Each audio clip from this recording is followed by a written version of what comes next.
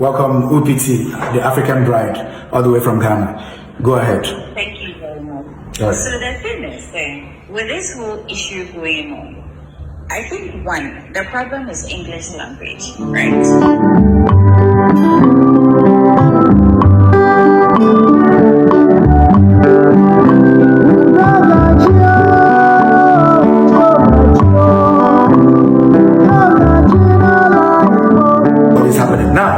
Brother, you are from Ghana. Please, Mr. Chibudu, because we have a special guest, a Ghanaian in our midst is a special guest here, and I want us to treat him with every respect. I want us to treat him with every understanding.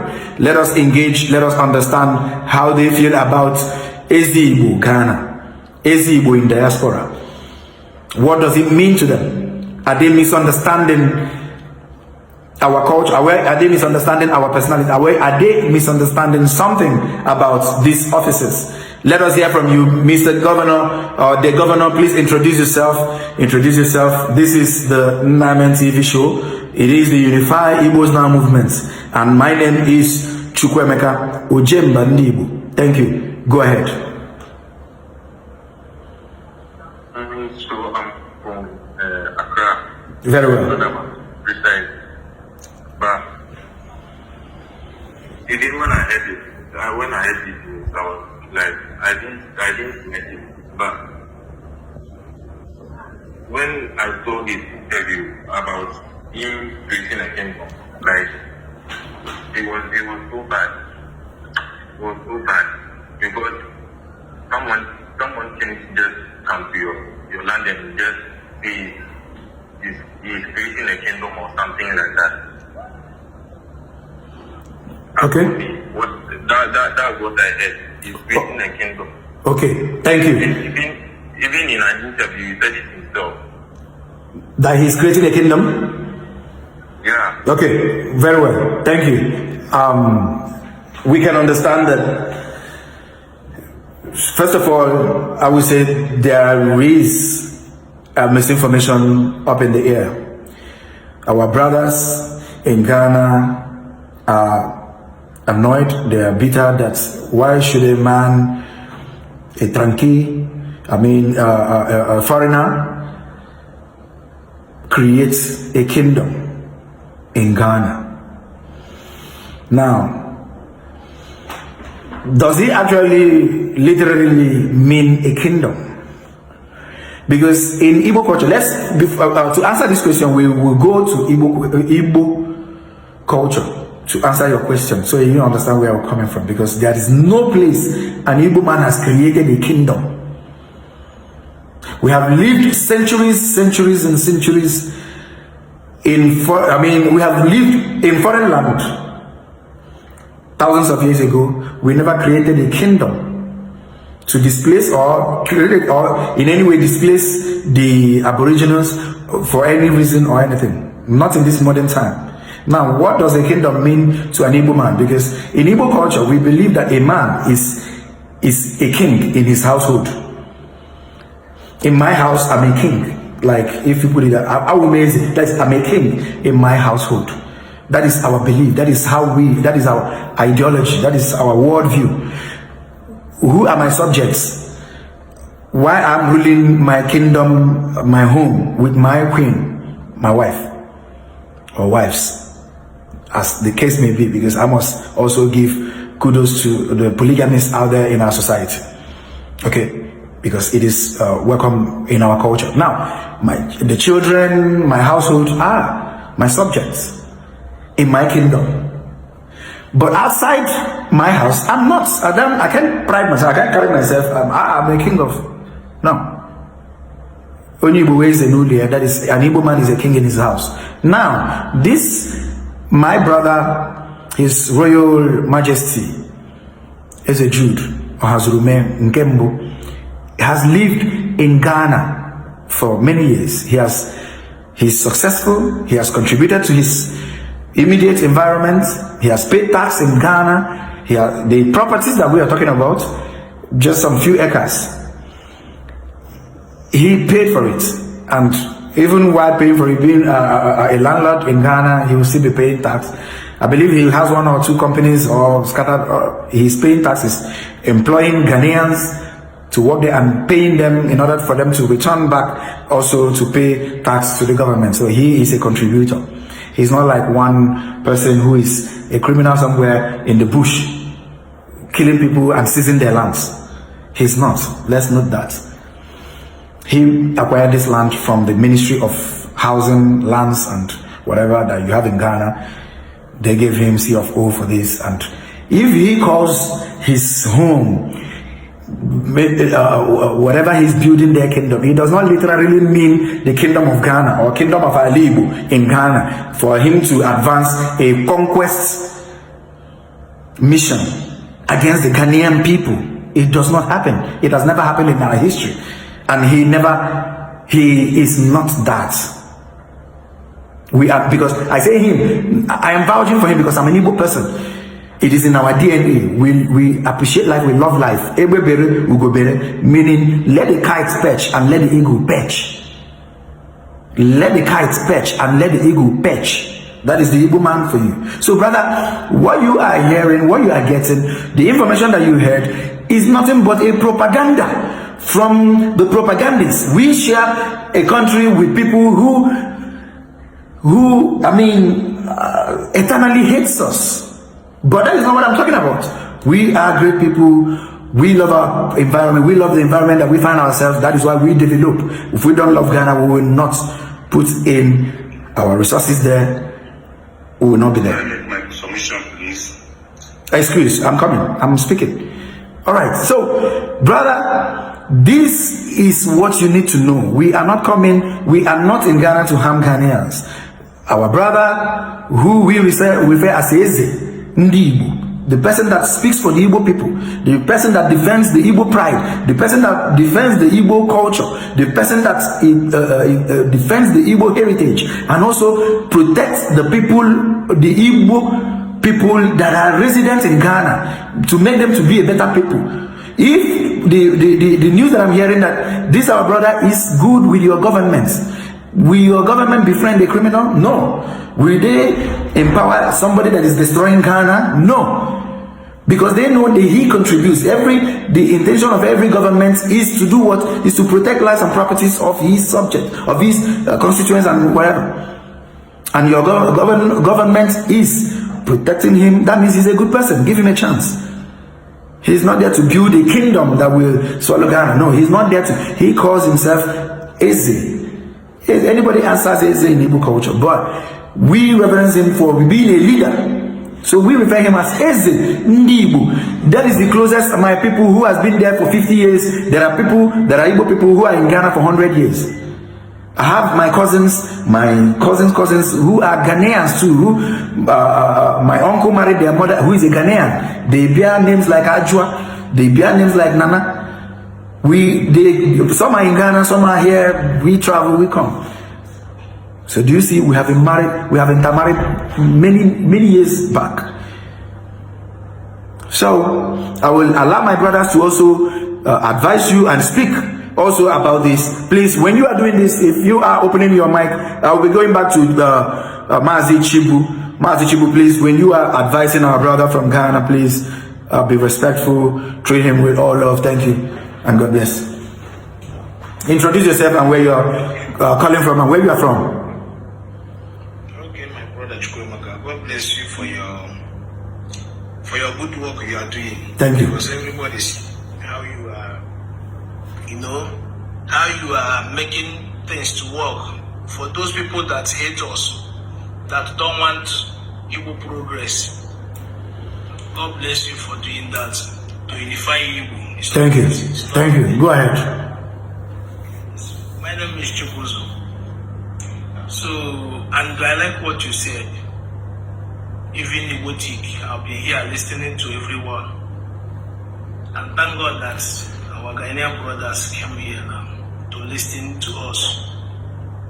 You know, what some of our Ghanaian brothers don't understand is that, like our leader Mazi Nnamdi Kanu said, in the history of Igbo have never conquered any tribe. Ever. It's not in our DNA. and it will never happen. Thank you. We call, do you know the meaning of mad? The beauty of life.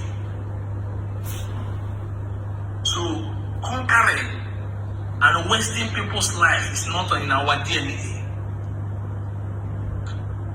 Like what I said before, that man you people are talking about, I'm from Imo State. Okay. And I know that man is a very good man. All these things they are saying, like the way you said it before, this is pure propaganda. Propaganda. He can never have you what that's the first time I heard this you know, I was just, then it baffled me. Okay, okay, bro. We've listened to you. You made a point, and I would want to go over to God of Thunder now, so that we can sample these opinions and have something to go home with, so that our Ghanaian brothers can actually listen and be blessed. Thank you. All right, God of Thunder. What is your name? Where are you calling from? And where are you from? Welcome, UPT, the African bride, all the way from Ghana. Go ahead. Thank you very much. Right. So the thing is, with this whole issue going on, I think one, the problem is English language, right? The EZE that you people are saying, it is just a title and it doesn't really mean anything. Maybe there is a communication problem between both Ghanaians and the Igbo people, both in Ghana and Igbos outside Ghana. So here is the thing. When the man was interviewed, he introduced himself as being the king of Igbo people in Ghana. And then in the first place, in Ghana, the term king has been causing a lot of frenzy in the country for some time now. We have a problem with the terminology king. Not all of our traditional rulers are kings. Just a few of them which are even being disputed as to whether they are still kings or some of them are actually overlords. And in our traditional setting, under these overlords and kings, we have paramount chieftaincies. And these paramount chieftaincies are like rulers of towns. And under these paramount chiefs, that is where you would have sub-chiefs. So in our country, like earlier on, I think somebody made, I don't know whether it was on this, like somebody made a statement about other foreign chiefs in Ghana, I think like Yoruba or something. And to my knowledge, what I know is that mostly, like let's say these Yoruba or these other chiefs, they are not kings. And I saw a monarch somewhere that they said is Yoruba monarch. A lot of Ghanaians don't even know who that person is. And these people that are in the country, they mostly pay homage. If you are a foreign tribe that you are in the country, you pay homage to the traditional ruler in your community. And then with the issue of the EZE that is causing frenzy right now, I watched his video actually. I did watch the video when he stated that he has acquired land around the Aflao Road, that is in the Greater Accra region, around Pram or something. He has acquired land over there, and he's seeking to build an Igbo village, which he did say in the video that it is the first in its kind in the world. He said outside the community or something that is in the United States, what he wants to build in Ghana is the first of its kind. And then when he builds that, he's going to build estate, he's going to build markets, he's going to build schools and everything for Igbo people. And he's going to name the place after Igbo rulers or Igbo influential people or something. Thank you. And then he went ahead to say that any Igbo around the world would in future have the right to come to Ghana and come to that place to come and acquire a land. Thank you. So, yes, so that's all I have to say for now. Okay, thank you. It is quite understandable now. If this is the mindset of every Ghanaian. If this happens to reflect the understanding of the Ghanaian people about why this brother, my brother, is building an Igbo village in Ghana, I think you should sleep and not worry. Because this is, I mean, imagine if this direct investment is coming to an Igbo, what it will mean for my people. But it is happening in your land. He is acquiring it. He is not building an Igbo village to take over Ghana. No, he cannot. It's not possible. What he's building is an Igbo village where you can, not that maybe it's only an Igbo person that can, other people will be denied right. No, I don't think so. That is an economic, for the economic benefits. He is a businessman. I know that nobody has a problem with China village or Chinatown. America has a Chinatown, despite China being, a sworn enemy of the United States. Not just, but they still trade. They still trade. They still exchange arms. They have arms deal, arms trade, every trade. They supply cheap. This one build this here, this one build that here. A clear bilateral relationship that even their rivalry does not. Yes, Ghana and Nigeria has a rivalry issue that has dated back in time. It is not an Igbo rivalry, so to say. It is not. It has never been. Mr. Sorry to interject. I see Igbo pride is calling me a liar. Real estate. There is this awareness that we are having now about real estate. Igbo are now alive to real estate. Purely real estate. Where to develop. What are we going to build here? Real estate is not about just residentials, malls, event centers, big things, a lot of things. They are real estate. Hospitals, they are real estate. Schools, they are real estate. So real estate is not just where somebody go and live. No, we have redefined real estate for what it truly means. And every Igbo person now is quite alive and quite awakened to the benefits of real estate. Trump became a billionaire through real estate, and people are cashing in. I understand what Igbo are doing right now, and you should be proud. Nobody is taking your land. There will be enough land for you to buy, but anybody that is buying, sell, retrieve, and sell, buy, that is it. The world is a big place. We can never don't mind the population, people talking about population, nobody can overwhelm you in your land. We are not in that era. There was no time the Igbo nation has engaged or has fought a war of conquest to take over lands, not even in this recent time. So what are you afraid of? Somebody coming to give you, to bring direct investments in your land, and you are afraid because he's buying acres and he's going to build schools and he calls it Igbo village. No, don't you see that we are being misinformed? We have Chinatown everywhere around the world. Chinatown. Have they taken over the sovereign state of the host country? They have not. You are not saying that we are having an influx of Igbos in your legislative seats. We're not having any influx of Igbo youths in your army. Enlisting in your armies, in your police. I think that is when you should have the real fear that you are about to be conquered, just like we have at home here.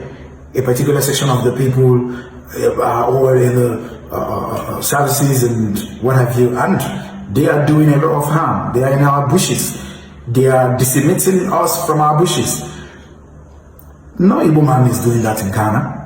No Igbo man is in the bush taking over land. You don't even know until you dictate them. He's killing your people that came to, he's raping your women. No Igbo man is doing that. So what are you complaining? That an Igbo man bought acres of land that is going to build an Igbo village, a tourism site that will bring returns to your to the coffers of your government. Please. We are being misinformed. Do not let that fly. Thank you. All right, Believe, say something. We are about rounding up, please. I don't have the rest of the time. We are scared, right, guys? We have issues at hand that we've never settled. Finish. We just even finished settling some recently. Ghanaians have problem with the word king. as I'm talking to you, the other lady who is a Ghanaian who testify to that. Boko, we just called that place just recently. That place got cooked. They were killing people in and out because of the word king. That word king. You see, let me tell you one thing. Your Igbo king would have gotten the land and everything without anybody talking by going through the sub chiefs and being a chief for Igbo community. Nobody will have. See, we have chief for Yoruba community, Gawa community, Zabarama community, Hausa community. Me, I'm a Moshi guy. We have king for Moshi. Even I was once the Moshi youth chief. Do you understand? We have all that without nobody talk. But saying a king, guy, see, we have. See, and what the Igbo king taught in his video, it was almost similar, different story, but almost similar to what happened to Boko years ago. That right now we are rather paying for it. Do you understand? There are so many chieftaincies around. You will be the chief and you are for, but you are not creating a community only for your people. And if you say you are creating a community only for your people, today, you see, when you are talking, you talk only about the advantages, but you didn't talk what about the disadvantages that it will bring some years. Definitely, if Igbo man has a community and start giving birth, the children will be going to school in Ghana. Definitely, they will penetrate through our military. Definitely, they will penetrate through our politics. Definitely. See, because when you are born in Ghana, you are Ghanaian. It doesn't matter whether you are Igbo or see. There are Nigerians who are here. Who are free, but their children are going to our free education. They are going free. It doesn't whether you are a Nigerian, as long as you are born here. There are thousands of Ghanaians that were born in Nigeria and their children were all schooled in Nigeria. Even in abroad, there are thousands of foreigners that were born in a city where you are living abroad and their children were still schooling here. Donkey, you interrupted him. I would have wanted him to land, please. As we are talking to you, even in the land that you want to. In Accra, they are still, they just started fighting on chieftaincy. This lady will bear witness. So there are so many chieftaincy issues already. We have one in Eastern region, as I'm talking to you right now, which all started similar like that. You come, let me give you a small place so that you settle with your people, and later, but also, see, the fact that you see that Ghanaians have peace. There are so many issues that they are settling, but only that we don't do it too over. Because Ghanaian, we have one thing that you see, you see a grandma married. I know a friend of mine. Please, no interruption. No interruption. Donkey, no interruption. I'm born in Ghana. I know what is happening in Ghana. See, I'm not saying what your man is trying to do, but he was trying to use passing through the king level. When you're passing through the king level in Ghana, it wouldn't work. You can't down to the chief level. That's what I'm trying to explain. What is it? Definitely will bring investment. Real estate, who are going to do? It is Ghanaians who are going to do the buildings. It is Ghanaians who are going to win. It is Ghanaians who will be doing the furniture and everything. Definitely it will boost the system. It's good, but these things have happened several years ago and people are still fighting over it right now. Okay, Mr. Tabokoni. Thank you. We have heard you. We can understand the phobia. We can understand the fear. I want to tell you this. Still, like I've said, Igbo are not coming to dominate the Ghanaians. We are not coming to install a king to rule over Ghanaians. We call our leaders EZE, and nothing. It is you that translated it to king. And if English word says that, the person that calls himself EZE is automatically a king, who are we to say no to that? But a king in us does not mean conquering. We are not there to conquer you. We are there to bring infrastructure where we live, develop it, and make profits. Make profits.